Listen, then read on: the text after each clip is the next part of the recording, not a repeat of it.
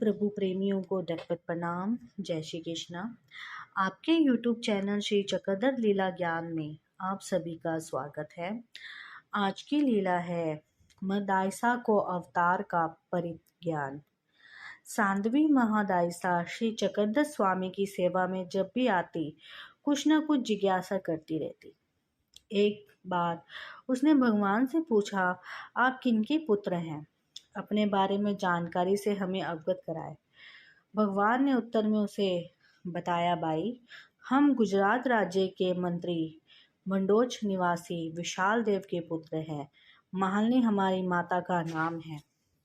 द्वारका की यात्रा से लौटने पर मदायसा जब भगवान के दर्शन करने आई, उसने अपनी यात्रा के कुछ प्रसंग सुनाए।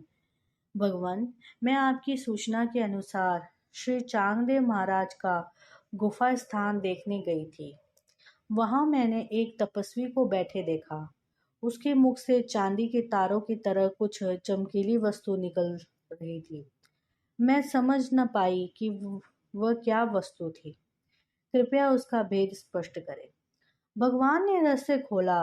वह उसके मुख से केवल लार टपक रही थी, प्रकाश के कारण जो तुम्हें चांदी जैसी दिखी होगी। प्रसंग आगे बढ़ाते मदायसा ने कहा, मैंने उस महात्मा से उनका नाम पूछा तो उन्होंने सरलता पूर्वक कहा, इस शरीर को महादेव मुनि कहते हैं। इस पर मैंने फिर उन्हें पूछा, आप किनके शिष्य हैं? तो उन्होंने बताया, हम श्री अनंत मुनि के शिष्य हैं। थोड़ी देर बाद मैंने फिर पूछा व्यक्त की, श्री अनंत मुनि के श्री गुरु कौन हैं? तो महादेव मुनि ने कहा, वह श्री चांगदेव महाराज के शिष्य है। श्री चांगदेव महाराज का नाम आते ही मैंने पूछा, वे निज धाम कैसे पधारे? इस विषय पर आप कुछ प्रकाश डाल सकते हैं? इस पर उन्होंने स्वीकृति में अपना मस्तक हिला दिया।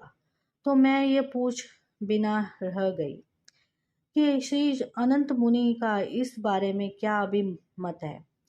महादेव मुनि बोले, महाराज, हमारे श्री गुरु केवल इतना ही कथन है कि इस समय पुरुष और विद्या महाराष्ट्र में विद्यमान है। आखिर मैंने अपनी बात को विराम देने के लिए पूछा, आप किसका जाप करते हैं? तो वे बोले, मैं तो केवल अनंत अनंत का उच्चारण करता हूँ। मदायसा की बात सुनकर भगवान बोले, श्री चांगदेव महाराज के पूर्ण त्याग के बारे में कोई नहीं जानता, इसलिए वह बेचारा भी कैसे बताता। तुम्हारा ये प्रश्न का उत्तर हम देते हैं। हठ योगिनी कामाख्या को निमित्त बनाकर श्री चांगदेव महाराज ने पूर्ण त्यागा किया था। भगवान द्वारा अपने प्रश्न का उत्तर सुन मदायसा के मन में यह धारणा रूढ़ हो गई कि द्वारावती का श्री चांगदेव महाराज श्री चक्रधर स्वामी के रूप में पुनः अवतरित हुए। जब वह रात निद्रा के लिए निवास पर गई तो वृंदावन में अबाइसा के पास जा बैठी। बोली, आज मुझे पक्का विश्वास हो गया कि द्वारावती विकार श्री चांगदेव महाराज ही हमारे श्री चक्रधर स्वामी के रूप में प्रकट हुए हैं। इस प्रकार उसने पूरी बात कह सुनाई। ये रहस्य सुन अबाइसा इतनी प्रसन्न हुई कि फूली न समाई। वह साक्षात ईश्वर अवतार के सन्निधान में जीवन बिता रही है, इसका उसे तोष हुआ। रात दोनों फिर जब दर्शनार्थ आई तो उन्हें देख भगवान ने कहा, भाई, वैसी खुली जगह पर ऐसे चमत्कारपूर्ण बातें नहीं करनी चाहिए। मदायसा ने आश्चर्य से पूछा, इतनी दूर की हमारी बात आपने कैसे जान ली महाराज? वह बातें तो हमने वृंदावन में बैठकर की थी। भगवान ने कुछ क्षण थमकर गंभीरता पूर्वक उत्तर दिया, मदायसा, तुम्हें द्वारा किए गए क्षण के कर्मों को हम जानते हैं।